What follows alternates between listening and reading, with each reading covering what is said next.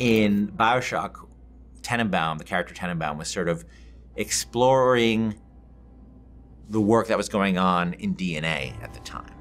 You know, the work that Crick and Watson were doing. And she was building upon that, and that, you know, a very radical enhancement of that work was done by Tenenbaum and Sue Chong, and you get the world of plasmids that make the original BioShock. Elizabeth's not a scientist, but she has the ability to interact with the kind of science that was being done in this period, the kind of science that was being done by Einstein, the kind of science that was being done by Heisenberg. All this sort of the world of physics that's being explored, you know, around the turn of the century, and how the science, in the same way Crick and Watson were opening our eyes up to what was inside our body, these scientists, Einstein and Heisenberg and Max Planck, were opening our eyes to what existed around the universe.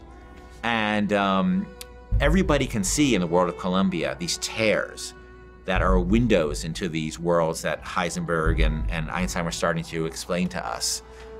Elizabeth can actually reach into those worlds and manipulate them. And that's what her power, that's what you're seeing her do in the world. And that becomes this great game system we call the tears in BioShock Infinite, where you'll be in a space and you'll see a window where you see a skyline that doesn't exist in the Columbia that Booker is in.